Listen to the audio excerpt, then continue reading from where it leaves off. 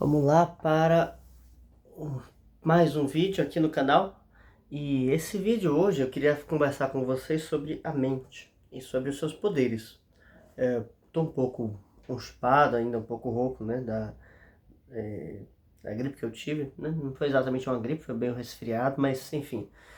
Ainda estou me recuperando, mas o que vem a ser o poder principal da mente? Ou seja, qual é a maior potência, a maior capacidade que só a mente possui e que através da mente a gente consegue acessar, utilizar e que de certa forma os outros elementos não possuem. Como assim outros elementos?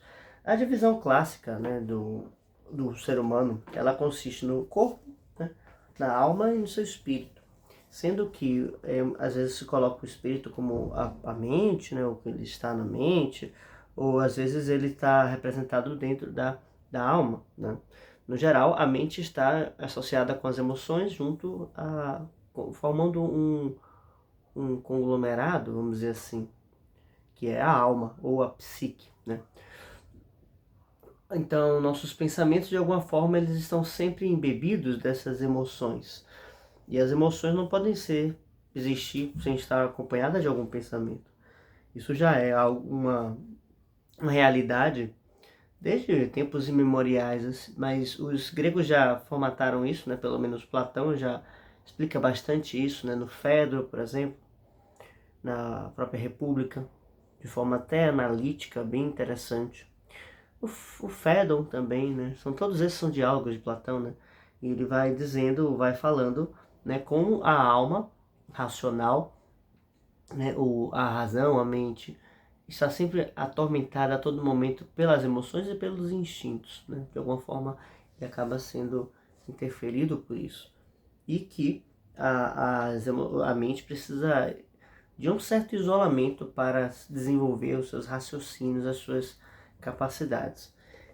Sobre esse isolamento o desenvolvimento dessas capacidades, é um processo, né, uma técnica, um desenvolvimento de um estudo ou de uma prática chamada meditação, que nós discutimos aqui quando eu falei sobre esse livro. Ainda não terminei, né, falta ainda mais um vídeo que eu vou tratar sobre esse tema, muito rico, por sinal. É um livro muito curto e que, eu não me canso de dizer isso, né? É um livro muito curto e que sempre se pode falar mais sobre, que é esse Meditar e Aprender, do Hugo de São Vítor. Conforme vamos, então, desenvolvendo essas capacidades de isolar a mente, né? Isolar num sentido bom, né? Porque não é isolar de tipo se afastar da realidade, mas isolar num aspecto que torna ela independente em suas decisões, fazendo com que ela possa tomar as decisões de forma prudente. Prudente quer dizer sábia, ou seja, tendo um alto grau de consciência nas suas decisões. Porque quando a mente está muito afetada pelas emoções, pelo medo, pelas suas fragilidades, dúvidas, né, ela não consegue discernir com clareza, ela não consegue pensar claramente, tá? Mas então qual vai ser a potência maior, a força mais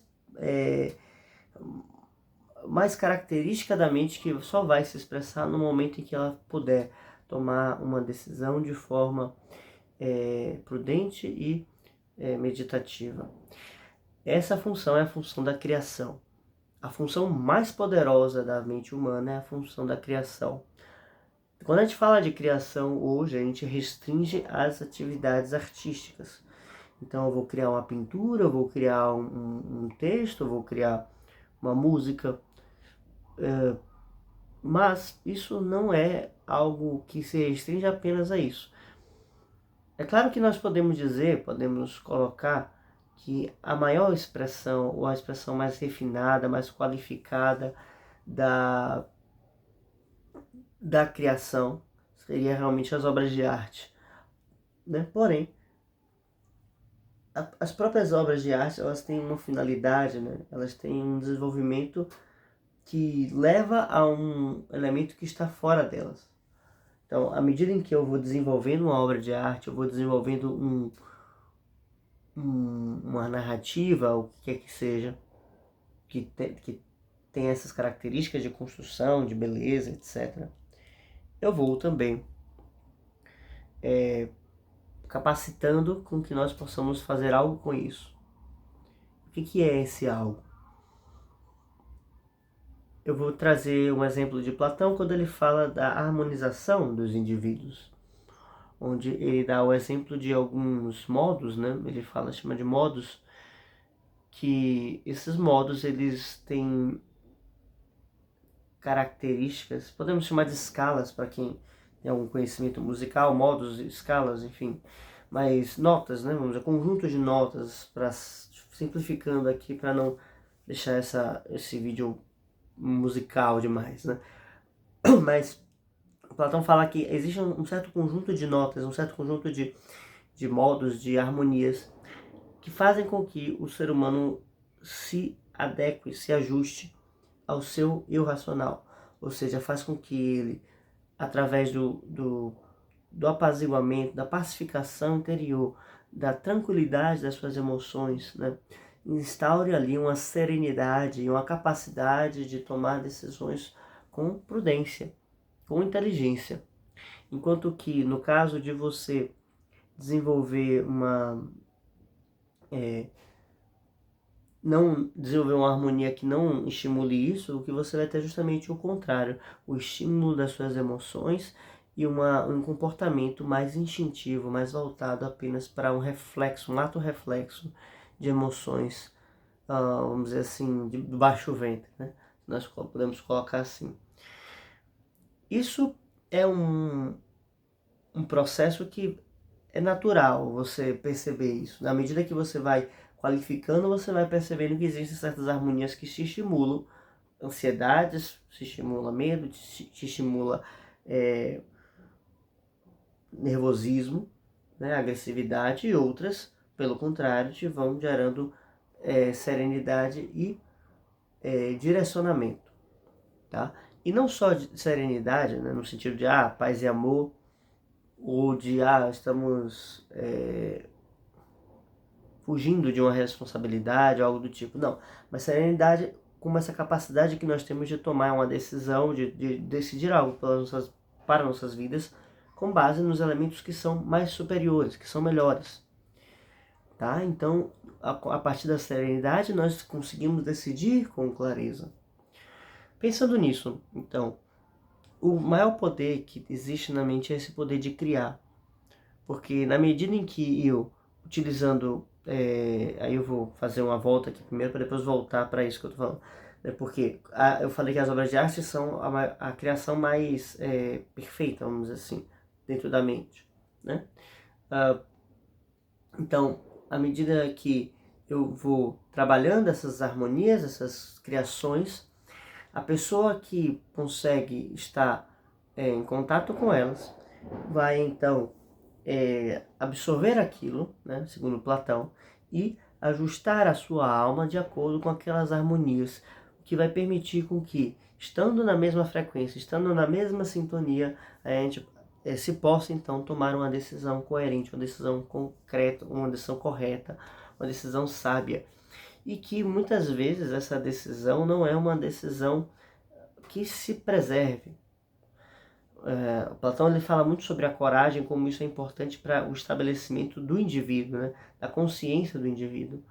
Sem a coragem não há como estabelecer um indivíduo consciente de si, das suas condições e das suas limitações, das suas potências. E mais ampliando um pouco mais a isso, né? Ele não tem condições de saber quem ele é, em termos de eu superior, em termos de espírito. Quando o oráculo de Delfos fala, né, na sua máxima, no seu frontão, o homem conhece-te a ti mesmo, ele está colocando justamente esse elemento, o elemento de conhecer esse aspecto superior. E é justamente com a coragem que a gente consegue fazer isso, porque a coragem vai abrir uma ponte, vai fazer uma ponte entre o que nós temos de melhor com a nossa vida comum. E aí entra um aspecto interessante.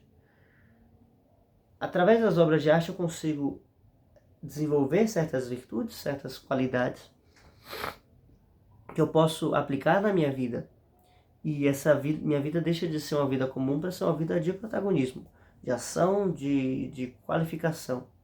E eu vou então me direcionando para o que eu devo buscar, né, enquanto ser humano superior, enquanto uma busca racional, enquanto um elemento de inteligência. E isso vai me construindo, isso vai me fortalecendo. Uma vez estabelecido isso, a mente então começa a criar, porque ela possui um modelo. Então as obras de arte fornecem modelos para que a mente possa criar. Então dê essa volta toda para então chegar justamente no ponto que eu queria. O poder da mente na criação não está simplesmente em fazer obras de arte ou encontrar soluções criativas, vamos dizer assim, né, substituições ou que a gente costuma falar de armengues, né, improvisos e tal. Isso tudo está dentro, isso tudo faz parte do poder da criação, mas o poder maior relacionado à criação está na capacidade que o ser humano tem de criar a sua própria vida. E essa capacidade que temos de criar a nossa própria vida, ela vai fazer com que a gente aos poucos assuma para nós, ou assuma a responsabilidade por pavimentar os caminhos que vão nos levar até esse autoconhecimento. Então, o maior poder da mente é a criação de caminhos, de possibilidades, de uma vida que leve a um ideal, a um ser, a um algo que se almeja, algo que quer ser alcançado. E no momento em que eu tenho esse algo a ser alcançado, eu tenho esse vislumbre do que eu quero fazer, do que eu quero criar para mim, eu então coloco em ação. Mas nada pode ser colocado como possibilidade na nossa vida ou como realidade na nossa vida enquanto não tenha sido colocado como possibilidade na nossa mente. Vou repetir isso aqui porque essa frase ficou muito boa e ela não foi ensaiada. Nada pode ser colocado como realidade na nossa vida enquanto não tiver sido colocado como possibilidade na nossa mente. Muito conhecida a frase, né, de Aristóteles que fala que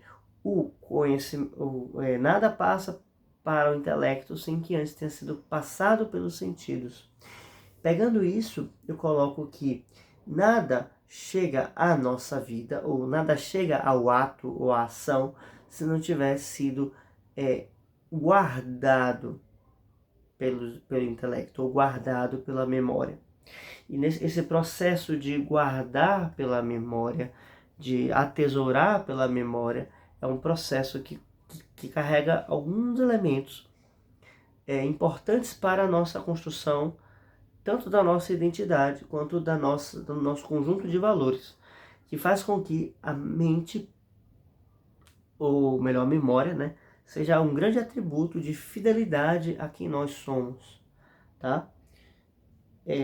Aqui fica um aviso para vocês que gostariam de estudar comigo esses temas e outros mais sobre o nosso Clube do Livro, que eu estou buscando pessoas para participar, e estamos com um formulário para inscrição, né? E caso você tenha interesse em participar, manda uma mensagem para nós aqui no WhatsApp, que vai estar na descrição. E a partir desse WhatsApp a gente pode te enviar o formulário e conversamos sobre nosso Clube do Livro. Tá bem? Caso você tenha interesse em participar, fique à vontade para entrar em contato. Pois bem, então, à medida em que a memória se torna um atributo de fidelidade a nós mesmos, a gente vai então construindo aquilo que nós somos, né? Então há um conjunto que se retroalimenta. Então, porque na medida em que eu consigo pegar esses modelos através da minha inteligência, captá-los, né? Trazer para mim e imaginá-los de certa forma, né? Imaginá-los como vislumbre, por exemplo. eles vão então fortalecer uma identidade ou uma validação que eu tenha de mim mesmo,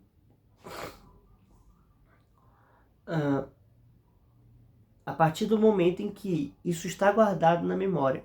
Então, quanto melhor eu sei guardar as coisas na memória, melhor esses modelos vão se encaixando e vão fazendo com que eu construa melhor aquilo que eu sou. Então, aqui eu falo bastante de obra de arte, por isso que eu comecei conversando sobre isso, comunicando sobre isso, comentando sobre esses elementos.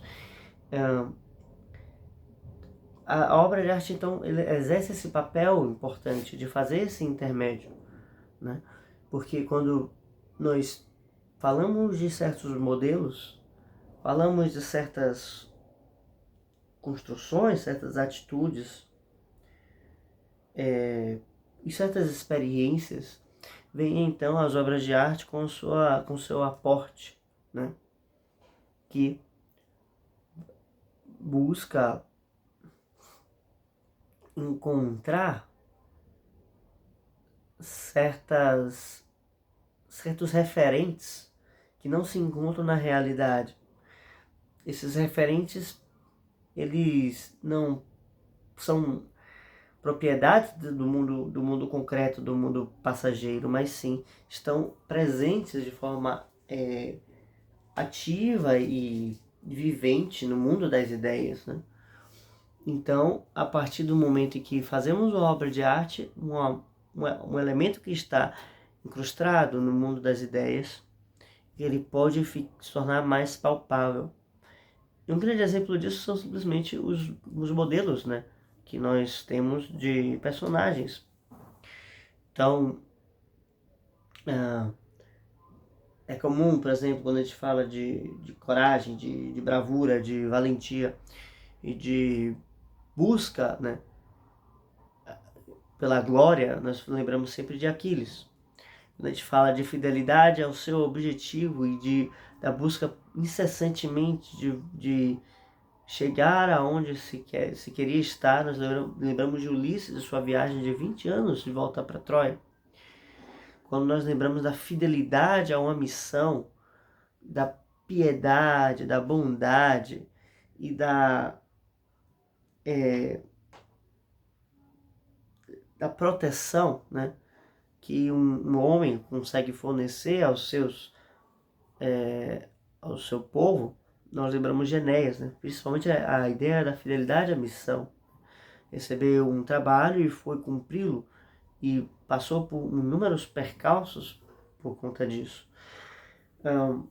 Quando nós lembramos de alguém que busca incessantemente a verdade, independente das consequências que isso te gere, nós lembramos de Édipo, o rei. E assim por diante, né?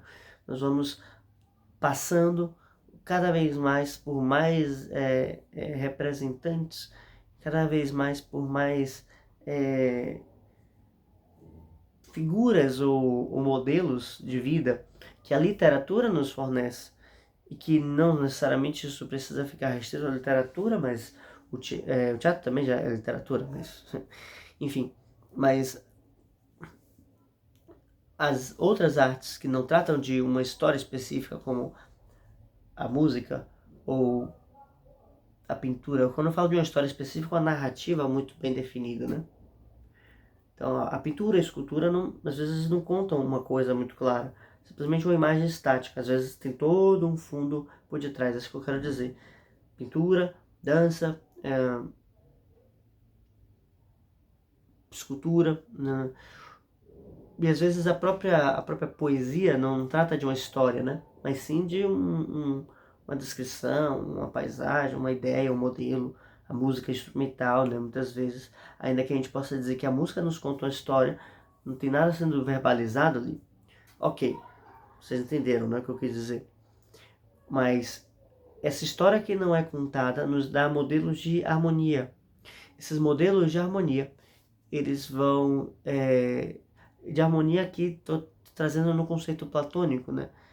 Existem certas harmonias que não são adequadas, existem harmonias que são realmente adequadas. E aquele que consegue ajustar a sua alma com as harmonias adequadas, com aquilo que é mais justo, com aquilo que é mais correto, mais corajoso, mais virtuoso, mais humano em suma, né? É aquele que é o verdadeiro músico, né? Palavras de Platão na sua República. Então, esses modelos de harmonia, eles nos colocam em certos estados, né? Então, quando a gente escuta a Quinta Sinfonia de Beethoven, né? E dá aquela sensação de que estou diante de um dilema, que eu preciso tomar uma decisão. Todas as vezes que eu escuto essa sinfonia, eu sinto exatamente a mesma coisa. Preciso tomar uma decisão. E é uma música que vai fortalecer, que vai propiciar uma capacidade de tomar melhores decisões, porque é uma música que trata de dilemas. E às vezes eu falo tomar melhores decisões como se fosse uma fórmula, né? Uma receita de bolo, mas a gente precisa aprender a tomar melhores decisões tomando algumas decisões erradas. Porque às vezes a gente só precisa simplesmente tomar uma decisão. Então, esse aspecto moral, esse trabalho moral, a arte faz por intermédio da mente criadora. E é um processo, né? Como eu falei antes. Alguém cria e tomamos contato com essa obra. E quem toma contato com essa obra vai tomar contato com esses elementos que são transmitidos por quem criou a obra. Não existe obra de arte que esteja isenta do seu criador. Tá? Então, no momento em que ela toma contato com essa obra, ela vai então também passar ou respirar, transpirar aqueles mesmos elementos que estão sendo transmitidos ali. Tá? Então, a obra de arte vai fazer com que a gente tome contato com esse poder criador da mente, de alguém que é um melhor criador do que nós, muitas vezes. Nem sempre, mas quase sempre sim. E esse processo de aprender a criar, ou de tomar contato com a criação, faz com que a gente aprenda a criar, não uma obra de arte específica ou um ofício específico através da imitação, mas as nossas próprias vidas. Tá bem? Então, essa era a mensagem do vídeo de hoje que eu queria trazer para vocês. Sempre que vocês tiverem alguma dúvida em relação a isso, coloquem, no caso, ao poder da mente, né? Coloquem a sua mente para trabalhar, para criar, para uma ação, uma decisão. A decisão é a criação da nossa vida. Seja ela uma decisão boa ou uma decisão ruim. Faz parte do nosso cabedal de experiências, da nossa memória, e que vai compor a nossa construção da nossa identidade, e que será a nossa fidelidade a nós mesmos no futuro. Então, que vocês possam levar isso com vocês, e caso tenha alguma dúvida sobre isso, deixa aqui nos comentários. Se gostou desse vídeo, por favor, deixa um like, se inscreva no canal. Caso tenha interesse no Clube do Livro, o link está na descrição. Bem, hoje não tem recomendação de livro, né? Nem de nada assim do tipo, mas ficamos até por aqui. Até a próxima. Tchau, tchau.